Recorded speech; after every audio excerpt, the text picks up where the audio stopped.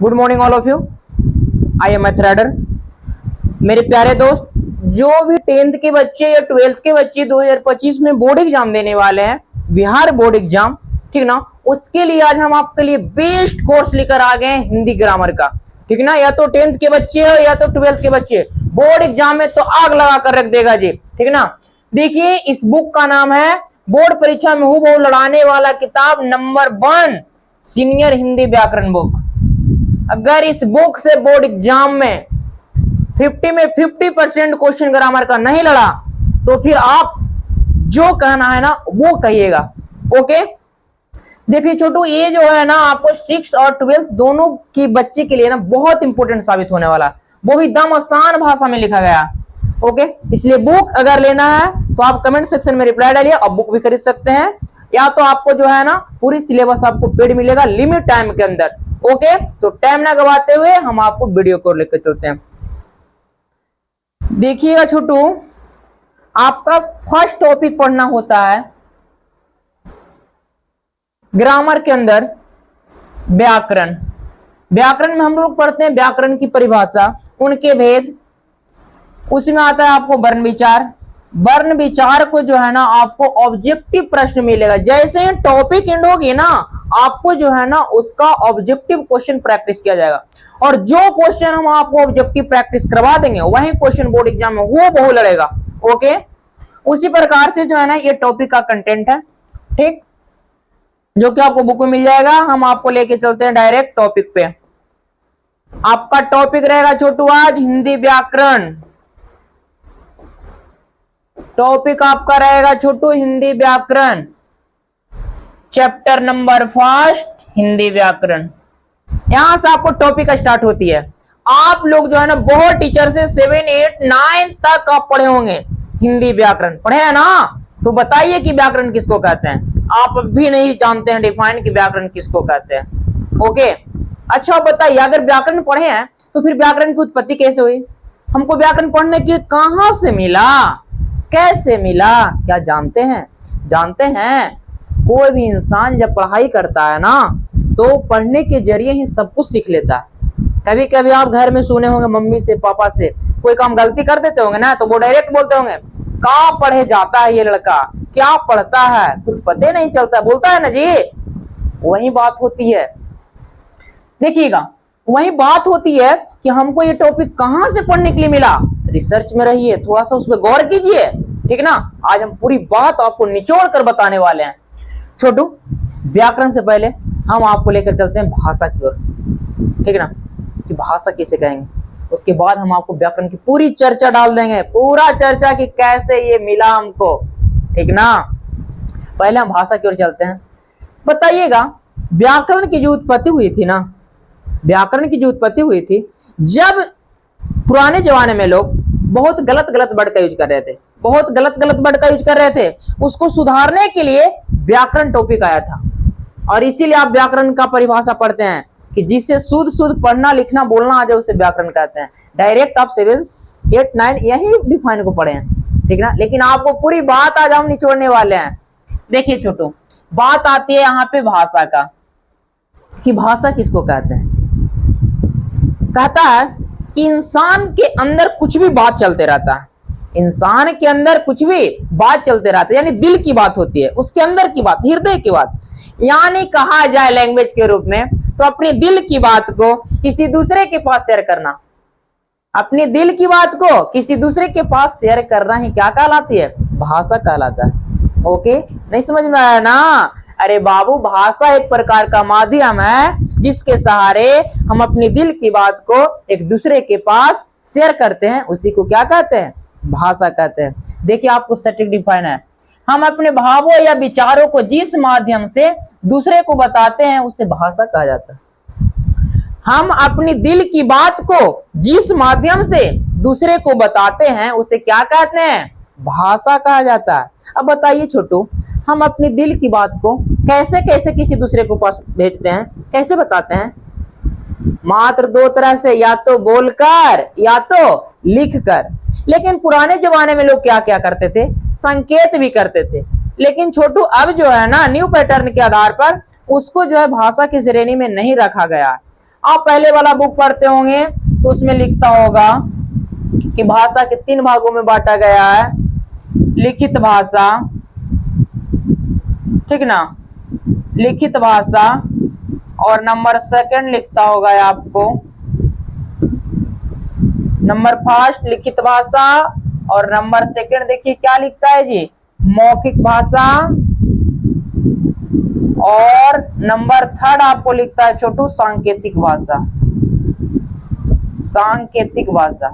लेकिन व्याकरण की श्रेणी में सांकेतिक भाषा को अब रखा नहीं गया, क्योंकि देखिए पुराना जमाने का पैटर्न था।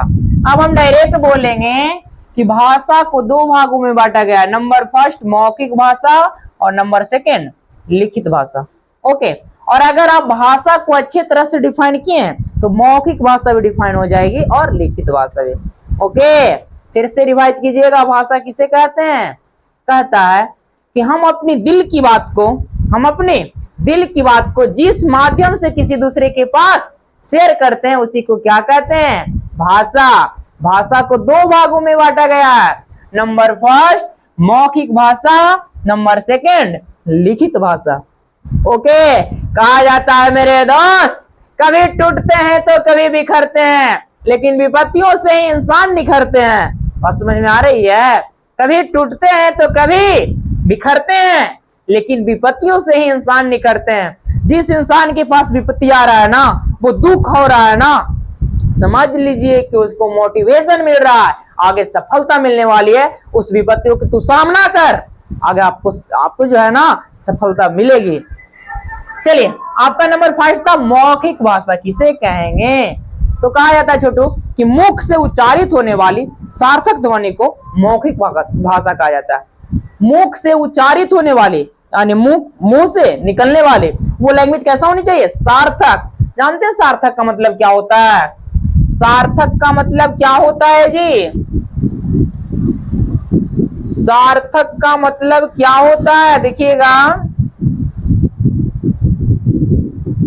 यहां बात आ रही है आपका सार्थक का।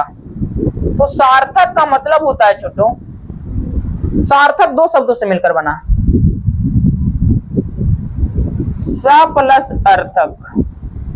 यहां पे बात आ रही है सा का। सा का मतलब सही और अर्थक का मतलब अर्थ, यानी जिस शब्द से सही सही अर्थ निकले उसी को क्या कहेंगे? सार्थक कहेंगे। जिस शब्द से सही सही अर्थ निकलेगा उसी को क्या कहेंगे? सार्थक कहेंगे। वहीं कहा जाता है कि मुख से उच्चारित होने वाली सार्थक ध्वनि को मौखिक भाषा कहा जाता है। मुख से उच्चारित होने वाली सार्थक ध्वनि को मौखिक भाषा कहा जाता है। अब बताइए, चमड़ा के मुंह है तो कुछ भी बोल देंगे हैं? अरे चमड़ा के मुंह है तो कुछ भी बोल देंगे। वो लैंग्वेज आप बोलिए जिसका कोई ना कोई अर्थ होता है। सपोज दैट आप चल गए दुकान गए, आप दुकान गए और दुकानदार से बोले कि हमको 1 लक्कम दे दीजिए।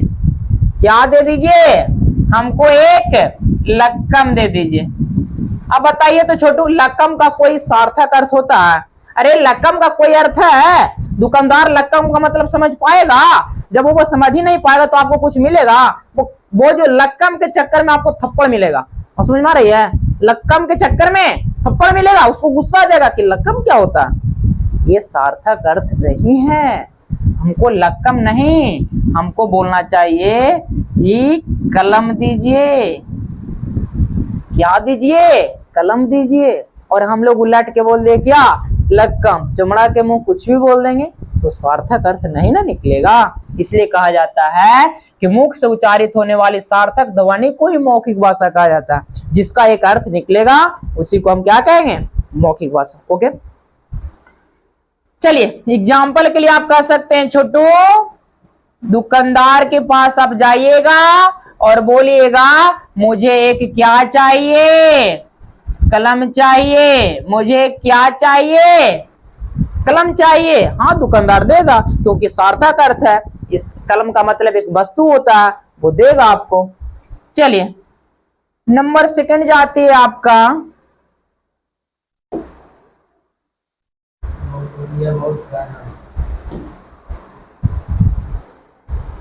नंबर 2 जाता है आपका जी, देखिएगा लिखित भाषा। नंबर सेकंड जाता है आपका लिखित भाषा।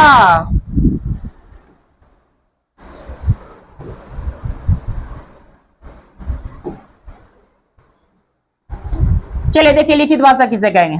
कहता है हाथों से लिखी गई सार्थक ध्वनि को लिखित भाषा कहा जाता है। हाथों से लिखी गई सार्थक ध्वनि को लिखित भाषा कहा जाता है। देखिए अब छोटू हाथ है तो क्या हम कुछ भी लिख देंगे?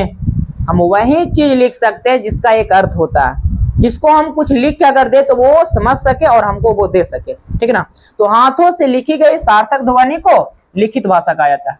हाथों से लिखी गई सार्थक ध्वनि को लिखित भाषा कहा जाता है। बहुत शॉर्ट लैंग्वेज है, बहुत शॉर्ट लैंग्वेज और बहुत इजी लैंग्वेज है, ठीक ना। छोटे छोटे बच्चे भी इस बात को याद कर सकते हैं। चलिए अब आप एक दुकान पे जाते हैं, एग्जाम्पल के तौर पे हम ले लें कि आप एक दुकान पे जाते हैं और दुकानदार से जो है ना हाथों से लिख के एक पेज पर उसको देते हैं, हमें एक ट्रॉफी दीजिए, हमें एक ट्रॉफी दीजिए, या तो हमें एक टॉफी दीजिए, या तो हमें एक बिस्किट दीजिए। छोटू एक प्रकार की वस्तु है वो आपको दे देगा ना। ये हुआ आपका लिखित भाषा। छोटू आजकल जो है ना लोग कहते हैं कि भाषा और बोली एक ही है, लेकिन नहीं, भाषा अलग है और बोली अलग है। क्योंकि जानते हैं भाषा का मतलब होता है कि जो सभी स्थानों पर बोली जाती है, सभी स्थानों पर जो बोला जाता है वो भाषा कहलाता है। लेकिन स्थानीय स्तर पर बोली जाने वाली भाषा बोली कहलाती है। स्थानीय स्तर कहिए या तो कोई गांव देहात में कहिए। गांव देहात का मतलब स्थानीय स्तर हुआ ना कि आप लिमिट में बोल रहे हैं, अपना क्षेत्र में बोल रहे हैं। तो जो अपना क्षेत्र में बोलते हैं, अपना घर में बोलते हैं, गांव देहात में लोग बोलते हैं ना, उसको जो हम लोग कहते हैं बोली कहते हैं। लेकिन जो लैंग्वेज हम सभी स्थानों पर बोलते हैं उसको भाषा कहते हैं।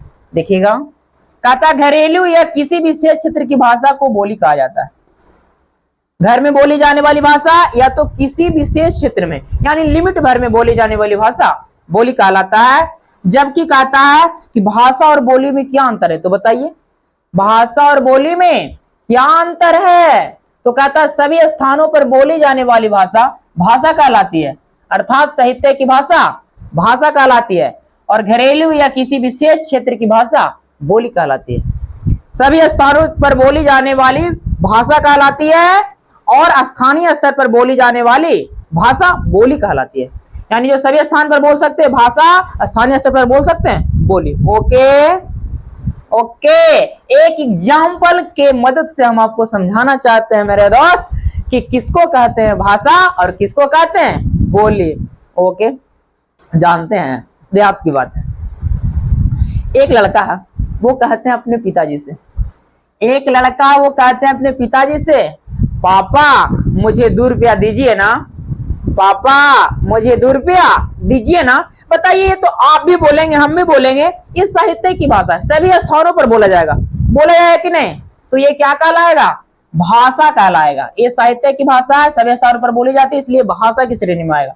लेकिन एक लड़का है वो कहता पापा पापा हमरो 2 रुपया देना, पापा हमरो 2 रुपया देना। नहीं लगता ना अजीब तरह की बातें। ये छोटू ये जो है स्थानीय स्तर पर बोली जाती है, ये घरेलू भाषा कोई विशेष क्षेत्र में बोली जाती है, ठीक है ना। ये क्या कहलाएगा, ये बोली कहलाएगा।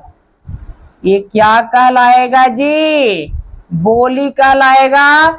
जबकि ये क्या कहलाएगा जी, आपको भाषा कहलाएगा।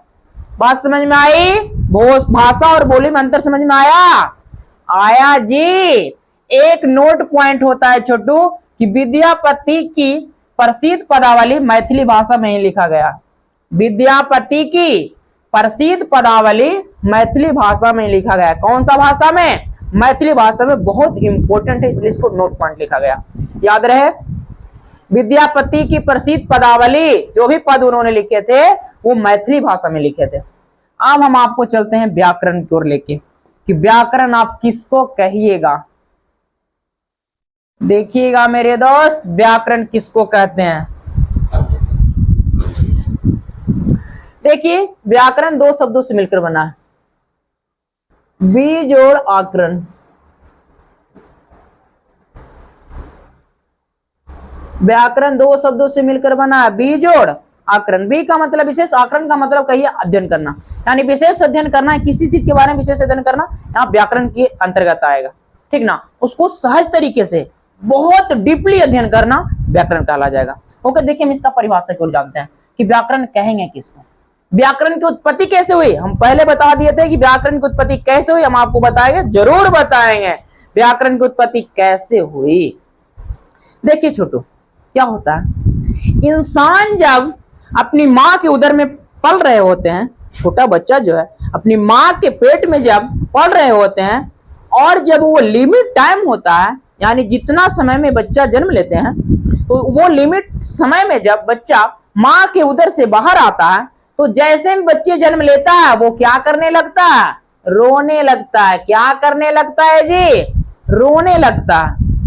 और बच्चा जब रोने लगता है, समझिए वो एक काम कर दिया। बच्चा एक जब रोने लगता है वो क्या कर दिया, काम कर दिया, क्योंकि रोना क्या है, अरे बाबू रोना क्या है, क्रिया ना है, वो एक काम कर दिया ना, रोना तो काम है। आप तो जानते हैं कि जिस शब्द के अंत में ना लगा रहेगा वो क्रिया कहलाएगा, क्योंकि काम कर रहा है क्रिया कहलाता है। जिस शब्द से काम होने का बोध हो उसे ही क्या कहेंगे, क्रिया कहेंगे। बच्चा क्या कर दिया, आया दैट मींस जन्म लिया, रोने लगा। तो जब बच्चा जन्म लिया और रोने लगा, एक काम कर दिया। अच्छा, अभी बच्चा छोटा है, बच्चा बढ़ता है, 2 महीना 3 महीना 4 महीना 5 महीना का होता है, तो धीरे धीरे वो बोलना शुरू कर देगा। वो गलत बोलेगा ना, मम्मी को कहेगी माँ अम्मा अम्मा, पापा कहेगा पा पा, दीदी को कहेगा दी दी, कहता है सही ना, दादी को दद्दा दद्दा, दादा को दद्दा दद्दा, ऐसे करते रहती है। दादा दादी उसको कुछ भी बढ़िया से बोलने नहीं आएगा।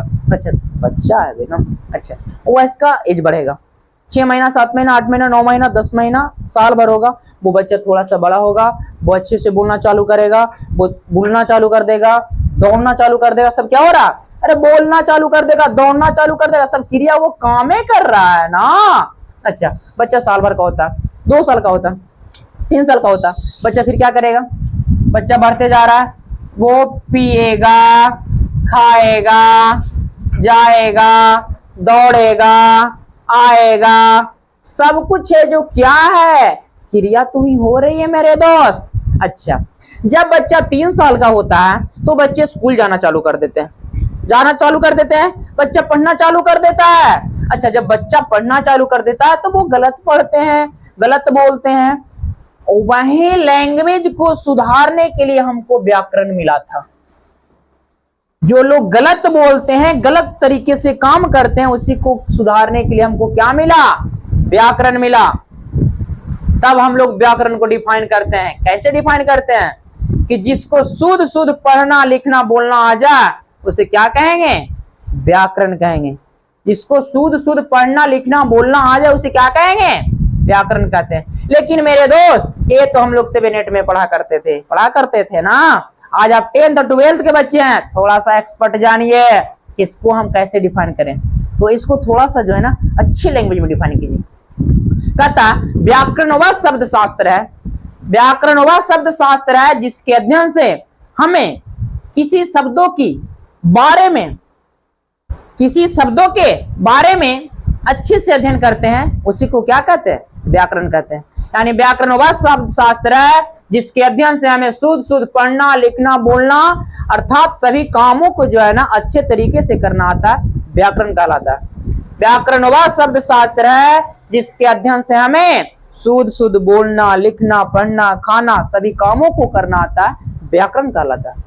ओके, देखिए छोटू लिखा गया है, व्याकरण वह शास्त्र है जिसके अध्ययन से हमें शुद्ध बोलना और लिखना पढ़ना आता है, दैट मींस सभी कामों को अच्छे तरीके से करना आता है, व्याकरण कहलाता है।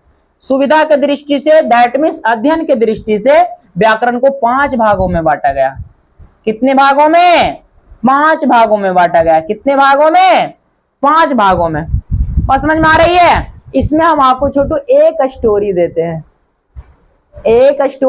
यहाँ पे हम आपको, सुनिएगा। स्टोरी कहता है छोटू, यहाँ पे स्टोरी कहता है आपको कि मेरा एक दोस्त था, और जो मेरा दोस्त था उनका जो है ना कम एज में ही शादी हो रहा था। तो जानते हैं कि शादी जब होने लगता है तो रिश्ता वाले आते हैं ना रिश्ता तय करने के लिए, दैट मीन्स बहुत सारे लोग आते हैं देखने के लिए। तो जो मेरा दोस्त था उनसे क्वेश्चन किया गया कि बताइएगा कि व्याकरण किसे कहते हैं। तो उस समय वो लड़का 8 में पढ़ता था, तब वो डिफाइन तो दे दिया कि जिसे सुश्रुत पढ़ना लिखना बोलना आता है उसे क्या कहेंगे, व्याकरण कहेंगे। लेकिन वहीं रिश्ते वाले में से कोई जो था ना, वो बोल दिए कि अच्छा छोटू बताइएगा कि व्याकरण को कितने भागों में बांटा गया है। शायद उस समय वो लड़का नहीं जानता था, शायद उनको टीचर नहीं पढ़ाए होंगे कि व्याकरण को कितने भागों में बांटा गया था, ठीक है ना, वो नहीं बता पाया। अब वो लड़का तो ठीक है 8 में पढ़ता था, नहीं बता पाया, कोई बात नहीं, बट जानते हैं रिश्ते वाले ने क्या बोल दिया उनको, गार्जियन को, कि बताइएगा समधी साहब, आप तो अपने बेटे का तिलक 10 लाख रुपया मांगते हैं और आपका बेटा अभी तक व्याकरण का भेद भी नहीं जानता। कितना बड़ा बेइज्जती हुआ जी, समझ रहे हैं। अगर आप व्याकरण का भेद जानते ना तो 5 लाख प्लस तिलक मिलता, आपको मिलता ना, और यहाँ पे अगर व्याकरण का भेद नहीं जाने 10 लाख का तिलक 5 लाख में आ गया। अब आपका गार्जियन भी कुछ नहीं बोल पाएंगे। यहाँ एक तिलक की बात नहीं छोटू, आपका गार्जियन के यहाँ थोड़ा सा बेइज्जती हुआ, और समझ रहे हैं। अगर आप ये अच्छे तरीके से जानते तो वहां पे आपका गार्जियन का जो सीना चौड़ा हो रहा था, ठीक ना, ऊंचा हो रहा था। लेकिन आप यहाँ गलत कर रहे हैं। आप जिंदगी सिर्फ अपने लिए नहीं जी रहे हैं, अपने फैमिली के लिए जी रहे हैं। ये सब बात को जो है ना, आप अपनी जिंदगी को अच्छे तरीके से जिए। ओके, ठीक है छोटू, हम अपने टॉपिक पर बढ़ते हैं। कहता है कि सुविधा की दृष्टि से व्याकरण को 5 भागों में बांटा गया। कितने भागों में जी? 5 भागों में बांटा गया है। नंबर फर्स्ट आपको हो गया वर्ण विचार, नंबर सेकंड शब्द विचार, नंबर थर्ड वाक विचार, नंबर 4 चिन्ह विचार, और नंबर 5 छंद विचार। फिर से वर्ण विचार, शब्द विचार, वाक विचार, चिन्ह विचार और छंद विचार। हम प्रत्येक को जो है ना डिफाइन करके चलेंगे और फिर एक का टॉपिक लेके उसको चर्चा में डालेंगे। जानते हैं छोटू, यही 5 भेद मिलकर पूरा व्याकरण की उत्पत्ति कर दिया है जी। यही 5 भेद मिलकर मेरा पूरा व्याकरण की उत्पत्ति कर दिया, जिसमें हम लोग 25-26 टॉपिक पढ़ते हैं, ठीक ना। चलिए, आपका नंबर फर्स्ट आता है वर्ण विचार। किसको कहिएगा? वर्ण विचार। वर्ण के बारे में जानना है, वर्ण के बारे में विचार करना है, क्या कहलाएगा? वर्ण विचार। लेकिन आपको ये सोचना है छोटू कि वर्ण विचार किसका टॉपिक है? व्याकरण की टॉपिक है ना। वर्ण विचार किसका टॉपिक है? व्याकरण की टॉपिक है ना। तो देखिए कैसे डिफाइन करेंगे। कहेंगे कि जिस व्याकरण के अंतर्गत हम वर्णों के परिभाषा, वर्णों के भेद, वर्णों के परिभाषा, वर्णों के भेद, उत्पत्ति एवं विकास का अध्ययन करते हैं, उसी को क्या कहते हैं? वर्ण विचार कहा जाता है। देखिए कहता है इसमें वर्णों या ध्वनियों की परिभाषा, भेद तथा संयोग का अध्ययन किया जाता है। बहुत सटीक लैंग्वेज लिखा गया। इसमें वर्णों या ध्वनियों के परिभाषा, भेद तथा संयोग का अध्ययन किया जाता है, उसे क्या कहते हैं? वर्ण विचार। आपको लगता होगा कि संयोग क्या होता है, तो छोटू वर्ण विचार के अंदर ही हम संधि का टॉपिक पढ़ते हैं ना, इसी को संयोग कहते हैं। नंबर सेकंड है शब्द विचार। किसको कहिएगा? तो इसमें शब्दों का परिभाषा, भेद तथा अर्थ आदि का अध्ययन किया जाता है। जिस व्याकरण के अंतर्गत हम शब्दों के परिभाषा, भेद एवं अर्थ का अध्ययन करते हैं, शब्द विचार कहलाता है। ओके, नेक्स्ट आपको वाक विचार। किसको कहिएगा? कहता है कि जिस व्याकरण के अंतर्गत हम वाक की परिभाषा, जिस व्याकरण के अंतर्गत हम वाक की परिभाषा, भेद तथा शुद्धता का अध्ययन करते हैं, उसी को क्या कहेंगे? वाक विचार कहा जाता है। देखिएगा जो सेंटेंस होता है छोटू, कभी कभी कुछ सेंटेंस गलत होती है ना, उसका जो है लोग सही तरीके से अध्ययन करेंगे, वो किसके अंतर्गत करेंगे? वाक विचार के अंतर्गत। नंबर 4 आया आपको चिन्ह विचार। किसको कहेगा? इसके अंतर्गत वाक में प्रयोग की गए चिन्हों का अध्ययन किया जाता है, उसे चिन्ह विचार कहते हैं। चिन्ह विचार के अंतर्गत हम लोग वाक में प्रयोग किए गए चिन्हों का अध्ययन करेंगे, उसी को क्या कहेंगे? चिन्ह विचार। नेक्स्ट आपको छंद विचार। किसको कहिएगा? छंद विचार किसको कहिएगा जी? तो कहता है इसके अंतर्गत परिभाषा एवं उसके भेदों का अध्ययन किया जाता है, छंद विचार कहलाता है। जिस व्याकरण के अंतर्गत छंद के परिभाषा एवं भेदों का अध्ययन किया जाता है, छंद विचार कहलाता है। ओके, अब हम छोटू मेन टॉपिक की ओर चलते हैं। यहाँ पे नंबर फर्स्ट वर्ण विचार था, हम यहां से लेकर चलते हैं वर्ण का। आपका फर्स्ट टॉपिक मिलेगा वर्ण। देखिएगा छोटू, आपका फर्स्ट टॉपिक है यहाँ पे वर्ण का। यहां से आपको चालू होगा वर्ण विचार। चलिए, आप वर्ण विचार का तो डिफाइन जाने गए कि जिस व्याकरण के अंतर्गत हम वर्णों के परिभाषा, भेद एवं संयोग का अध्ययन करते हैं, वर्ण विचार कहलाता है। अब आप क्या जानते हैं कि वर्ण किसको कहते हैं? इसके अंदर आती है वर्ण। एक टॉपिक को निचोड़ के चलेंगे जी। बोर्ड एग्जामिनर जहां से क्वेश्चन उठाना है उठा ले, हम तो आग लगा के ही रहेंगे। ओके, चलिए एक बात हो जाए। कहा जाता है मेरे दोस्त, रोजाना थोड़ी थोड़ी मेहनत करते जा, रोजाना थोड़ी थोड़ी मेहनत करते जा, आपको रोज की छोटी सी मेहनत आपको एक दिन बड़ी कामयाबी दिलाएगी। ओके, कहता है छोटू, वर्ण किसे कहते हैं? वर्ण उस मूल ध्वनि को कहा जाता है जिसका खंड या टुकड़ा ना हो सकता है। वर्ण उस मूल ध्वनि को कहा जाता है जिसका खंड या टुकड़ा ना हो सकता है। खंड या टुकड़ा ना हो सकता है, उसी को क्या कहेंगे? वर्ण कहते हैं। यानी वर्ण सबसे छोटा मूल रूप होता, किसी भी अक्षर का सबसे छोटा मूल रूप क्या होता? वर्ण, जिसको और आप छोटा कर सकते नहीं है। जैसे परमाणु छोटा होता है ना जी, उसी प्रकार मेरा वर्ण छोटा होता है जिसको और नहीं तोड़ सकते हैं। जैसे देखिए लिखा गया आ ई का खा गा घा, जो भी लिखना ये लिखिए सब क्या? वर्ण। लेकिन कब? जब इसके नीचे हलंत लगा रहेगा तब। देखिए सब में हलंत लगा है ना, इसलिए वर्ण है। हलंत का मतलब होता है आधा, हलंत का मतलब होता है आधा, यानी वो जो है अक्षर वो आधा है, इसका मतलब वर्ण है। अगर हलंत नहीं लगा रहेगा तो वो अक्षर होगा छोटो। ओके, वर्ण किसको कहेंगे? वर्ण उस मूल ध्वनि को कहा जाता है जिसका खंड या टुकड़ा ना हो सके। अगर जिसका खंड या टुकड़ा हो गया वो अक्षर कहलाएगा। क्या कहलाएगा?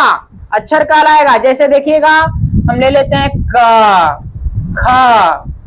का और खा वर्ण नहीं है छोटू, का और खा अक्षर है, क्योंकि का को हम तोड़ सकते हैं का प्लस आ में, खा को हम तोड़ सकते हैं खा प्लस आ में। देखिए खा में हम हलंत लेके चल रहे हैं, इसका मतलब खा आधा हुआ। का में हलंत लेकर चल रहे, इसका मतलब का आधा हुआ। इसलिए अगर का कहे, खा कहे, गा कहे, यार अल्लाह जो भी कहे, हलंत नहीं लगाते तो वो अक्षर कहलाता है, क्योंकि वो टूटेगा। इसकी चर्चा हम आपको आगे करके चलेंगे, ठीक ना? वो व्यंजन संधि में चलेंगे या तो व्यंजन वर्ण में चलेंगे। चलिए बात आती है आप आपको छोटू कि वर्णमाला किसको कहेंगे? तो वर्णों के क्रमबद्ध समूह को वर्णमाला कहा जाता है, यानी वर्णों के माला को वर्णमाला कहा जाता है। वर्णों के क्रमबद्ध समूह को वर्णमाला कहा जाता है। हिंदी वर्णमाला में कुल 52 वर्ण होते हैं। कितने वर्ण होते हैं? 52 वर्ण होते हैं। हिंदी वर्णमाला में कुल 52 वर्ण होते हैं। कितने वर्ण होते हैं जी? 52। जो नीचे दिखलाया गया है आ ई, दैट मीन्स हर्षाई दीर्घाई, हर्षाओ दीर्घाओ, री ए आए ओ। यहाँ पे आए छूट गया छोटू, आए कीजिएगा, आए यहाँ पे ऐड कीजिएगा जी।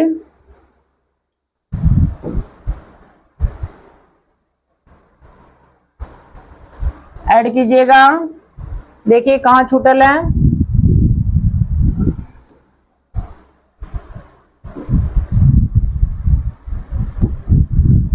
यहाँ पे छूटल है छोटू आपका है, ठीक ना? ये देखिए टोटल है जो स्वर वर्ण होता है, और आप पढ़े होंगे कि स्वर वर्ण की संख्या कितनी होती है? 11 होता है। कितना? 11। फिर होता है अन आह, अन को अनुस्वार कहते हैं और आह को विसर्ग कहते हैं, और अन और आह दोनों को कहते हैं अयोगवा, जिसकी संख्या कितनी है? 2। अन और आह 2 संख्या हुआ। का से लेकर मात तक को छोटू स्पर्श व्यंजन कहा जाता है। हम आपको जान रहे क्या बता रहे हैं कि वर्णों के क्रमबद्ध समूह को वर्णमाला कहा जाता है, और हिंदी वर्णमाला में टोटल 52 वर्ण होते हैं। हम 52 वर्ण आपको जुड़वा रहे हैं। तो पूरा आई के जो वर्ण होते हैं वो स्वर वर्ण कहलाता है, जिनकी संख्या 11 होती है। अन और आह को अयोगवाह कहते हैं, अन को अनुस्वार और आह को विसर्ग, जिसकी संख्या 2 होती है। क से लेकर मा तक को जो है ना स्पर्श व्यंजन कहा जाता है, जिसकी संख्या 25 होती है। कितनी होती है जी? 25 होती है।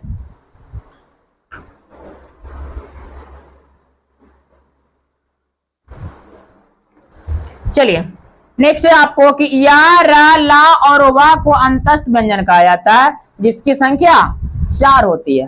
या, र, ला और वा को अंतस्थ व्यंजन कहा जाता है जिसकी संख्या 4 होती है। तलबिसा, मुदन्निसा, डंटिस और हा को उस व्यंजन कहा जाता है जिसकी संख्या भी 4 होता है। छ, त्र, ज्ञ और सरा को संयुक्त व्यंजन कहा जाता है जिसकी संख्या 4 होती है।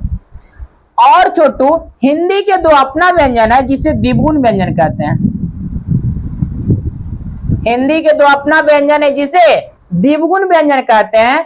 देखिए ये डा है, डा पर यहां बिंदु डाला है, ये ढा है, ढा के नीचे बिंदु डाला है। ओके चलिए, और ये दोनों जो है ना वर्णों का उच्चारण जो होता है किसी शब्दों के या तो बीच में होता है या तो किसी शब्दों के अंत में होता है। जैसे आप लिखते होंगे बाढ़, लिखते हैं जी, बाढ़ लिखते हैं जब आप, तो देखिए ये ढा का उच्चारण होता है और ढा के नीचे बिंदु लगाते हैं, ठीक ना। जैसे आप लिखते होंगे पढ़ना, तो पढ़ना में भी देखिए ये ढा लिखते हैं जो कि बीच में आता है। इसलिए नोट पॉइंट है कि द्विगुण व्यंजन का उच्चारण या तो किसी शब्दों के बीच में करते या तो अंतिम में करते हैं। ओके देखिए छोटू, नोट पॉइंट बोलता है कि व्यंजन वर्णों में उच्चारण की सुविधा के लिए आ स्वर मिलाकर लिखा गया है। यहाँ पे सभी में छोटू हम हलंत लेके नहीं चले हैं, ठीक ना। सभी को हम ऐसा ही लिख दिए, दैट मीन्स आ स्वर को मिला के लिख देगा। इनके शुद्ध रूप है ऐसे का, खा, गा, घा, जो कि सभी में हलंत लिखा गया। बात समझ में आ रही है। कभी भी वर्ण लिखिएगा तो पूरा नहीं लिखिएगा, उसके नीचे हलंत लगाइएगा जरूर। अगर आप हलंत नहीं लगाते हैं तो वो वर्ण नहीं अक्षर बन जाता है। कहा जाता है छोटू कि वर्ण को 2 भागों में बांटा गया, स्वर वर्ण और व्यंजन वर्ण। वर्ण को 2 भागों में बांटा गया है, स्वर वर्ण और व्यंजन वर्ण। अब आपको दोनों का डिफाइन जानना है कि स्वर वर्ण किससे कहेंगे। तो स्वर वर्ण किसको कहिएगा जी? स्वर, स्वर का मतलब होता है स्वयं, स्वर का मतलब स्वयं, यानी जिस वर्ण का उच्चारण स्वयं होता है उसे स्वर वर्ण कहा जाता है। जिस वर्ण का उच्चारण स्वयं होता है उसे स्वर वर्ण कहा जाता है। या तो हम ये भी कह सकते हैं कि जिस वर्ण का उच्चारण बिना किसी दूसरे वर्ण की सहायता से होता है उसे स्वर वर्ण कहा जाता है। और हिंदी में स्वर वर्णों की संख्या 11 होती है। जिस वर्ण का उच्चारण बिना किसी दूसरे वर्ण की सहायता से होता है उसे स्वर वर्ण कहते हैं। और हिंदी में स्वर वर्णों की कुल संख्या 11 होती है। जैसे आ, हर्षाई, दीर्घाई, हर्षाओ, दीर्घाओ, री, ए, ओ। टोटल कितना हुआ छोटू? 11। आपका जो है ना कल के सेशन में हम आपका प्रैक्टिस करवाएंगे यही का वर्ण विचार की जो टॉपिक चल रही है, इसका कल के क्लास में हम प्रैक्टिस भी करवाएंगे। एक बच्चे से पूछेंगे जी, आप इसका रिप्लाई डालिएगा। ओके चलिए छोटू, कहा जाता है कि स्वर्ण वर्ण को जो है ना, स्वर्ण वर्ण को 2 भागों में बांटा गया। कौची की दृष्टि से? अध्ययन की दृष्टि से। कौची के दृष्टि से जी? अध्ययन की दृष्टि से। स्वर वर्ण को अध्ययन की दृष्टि से कह सकते हैं या तो मात्रा की दृष्टि से कह सकते हैं। स्वर वर्ण को अध्ययन की दृष्टि से या मात्रा की दृष्टि से 2 भागों में बांटा गया, हर्ष स्वर और दीर्घ स्वर। हर्ष स्वर और दीर्घ स्वर। अब यहाँ पे हम एक का डिफाइन करेंगे कि हर्ष स्वर किसको कहते हैं और दीर्घ स्वर किसको कहते हैं। हर्ष स्वर कहता है छोटू जिस वर्ण का उच्चारण कम समय में हो जाता है, जिस वर्ण का उच्चारण कम समय में हो जाता है उसे हर्ष स्वर कहा जाता है। जिस वर्ण का उच्चारण कम समय में हो जाता है यानी दीर्घ स्वर की अपेक्षा आधा समय में हो जाता है उसे हर्ष स्वर कहते हैं। जैसे आ, ई, उ और री को हर्ष स्वर कहते हैं और ये एक मात्रिक होते हैं। आ, ई और हर्ष, दैट मीन्स आ, हर्षाई, हर्षाऊ और री को हर्ष स्वर कहते हैं। ये एक मात्रिक होते हैं। इसके उच्चारण में दीर्घ स्वर की अपेक्षा कम समय लगता है, आधा समय लगता है। ओके, हर्ष स्वर की संख्या कितनी होती है? 4 होता है। हर्ष स्वर की संख्या कितनी होती है? 4 होता है। आपको याद रखना पड़ेगा। आपकी कल की जो क्लास का प्रैक्टिस वाला क्लास चलेगा उसमें एक का क्वेश्चन निचोड़ के आएगा जी। नेक्स्ट है छोटू कि दीर्घ स्वर किसको कहते हैं। तो कहता है जिस वर्ण का उच्चारण हर्ष स्वर की अपेक्षा दुगुना समय लगता है, जिस वर्ण के उच्चारण में हर्ष स्वर की अपेक्षा दुगुना समय लगता है और जो द्विमात्रिक होते हैं उसे दीर्घ स्वर कहा जाता है। जैसे आ हर्ष दीर्घा ए दीर्घाऊ ए ओ और औ को दीर्घ स्वर कहा जाता है। इसकी संख्या 7 होती है। दीर्घ स्वर की संख्या कितना 7 और हर्ष स्वर की संख्या कितना 4 होता है। ओके, यहाँ पे नोट पॉइंट लिखा गया छोटू कि दीर्घ स्वरों में ए ओ और औ को संयुक्त स्वर कहा जाता है। संयुक्त स्वर किसे कहते हैं? ए ओ और औ को संयुक्त स्वर कहा जाता है। संयुक्त स्वर की संख्या कितनी होती है? 4 होता है।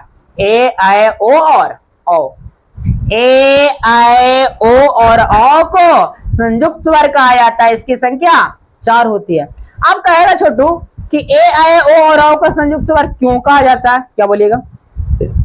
आंसर दीजिएगा। क्योंकि ये दो भिन्न भिन्न स्वरों के मेल से बना। क्या बोलेगा? क्योंकि ये दो भिन्न भिन्न स्वरों के मेल से बना। जैसा कि देखिए छोटू दिखाया गया आपको, ए जो बना है वो आ प्लस ई के मिलने से बना। ए आ प्लस ई के मिलने से क्या बना? ए, और आपको याद करना पड़ेगा ए जो बना है आ प्लस ई के मिलने से बना। ओ जो बना है आ प्लस ऊ के मिलने से बना। ओ आ प्लस ऊ के मिलने से क्या बना? ओ। और आए जो बना है वो आ प्लस ए के मिलने से बना। आए, आ प्लस ए के मिलने से क्या बना? आए। इसका उच्चारण हम आपको संधि में सिखाएंगे प्रैक्टिस करने के लिए, इसका यूज करने के लिए जी। और जो बना है आ प्लस ओ के मिलने से बना। देखिए दो भिन्न भिन्न वर्णों से बना कि ना, आ और ई अलग अलग है, आ और ऊ अलग अलग है, आ और ए अलग अलग है, आ और ओ अलग अलग है ना। तो भी दो भिन्न स्वरों को मिलने से, दो भिन्न स्वरों के मिलने से जिस स्वर का निर्माण होता है उसे दीर्घ स्वर कहा जाता है। ए कोची से बना है? कोची से बना है जी? आ प्लस ई से ए बना है। आए कोची से बना? आ प्लस ए से ए बना। ओ कोची से बना?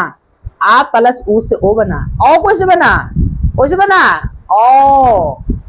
तो आ प्लस ओ से ओ बना है। एक और बात छोटू, ये मात्रा के आधार पे हम बांटे थे 2 भागों में ना। अब क्या हम कहते हैं कि जाति के आधार पर स्वर वर्णों को 2 भागों में बांटा गया। फिर से जाति के आधार पर स्वर वर्ण को 2 भागों में बांटा गया है, सजातीय स्वर और विजातीय स्वर। सजातीय स्वर और विजातीय स्वर। सजातीय स्वर और विजातीय स्वर। सजातीय स्वर किसको कहेंगे? एक ही जाति के स्वर को सजातीय स्वर कहा जाता है। एक ही जाति के स्वर को सजातीय स्वर कहा जाता है जी। अब कहेंगे एक ही जात क्या होता है? एक ही जात, 2 जात नहीं। एक ही जात के स्वर को सजातीय स्वर कहा जाता है। जैसे देखिए आ और आ और आ, देखिए दोनों समान स्वर है। आ और आ दोनों समान स्वर है। ई और ई, अरे बाबा यही ना है, जरूर एक हर्षा और एक दीर्घा। अरे एक बड़ा एक छोटा है लेकिन है तो एक ही जात ना। चलिए हर्षा हुआ दीर्घा हुआ, अरे है तो हुए एक हर्षा एक दीर्घा, एक बड़ा एक छोटा है, और क्या कुछ है जी? कुछ नहीं है। देखिए दोनों समान स्वर है, इसलिए इसको कहते हैं सजातीय स्वर। सा माने समान, जाति माने जाति, समान जाति के स्वर सजातीय स्वर। नेक्स्ट आती है विजातीय स्वर। बी माने विशेष, जाति माने जाति, यानी विशेष जाति के स्वर को विजातीय स्वर कहा जाता है। विशेष जाति के स्वर को विजातीय स्वर कहा जाता है। चलिए जैसे आ और ई, आ अलग जाति और ई अलग जाति है कि नहीं? आ और ऊ, आ अलग जाति और ऊ अलग जाति। आ और ई, आ अलग जाति और ई अलग जाति, इसलिए इसको क्या कहते हैं? विजातीय स्वर। ओके, आप जान रहे थे छोटू कि स्वर वर्ण वर्ण को 2 भागों में बांटे थे, स्वर वर्ण और व्यंजन वर्ण। स्वर वर्ण की चर्चा हो चुकी है, अब आपकी चर्चा चलेगी व्यंजन वर्ण की ओर, जो कि नेक्स्ट क्लास में मिलेगा। ओके, आप नेक्स्ट क्लास में आइए और व्यंजन वर्ण की चर्चा करेंगे। ओके, आपको जो है ना इसका जो है आपको पीडीएफ मिल जाएगी छोटू। ठीक, थैंक यू सो मच।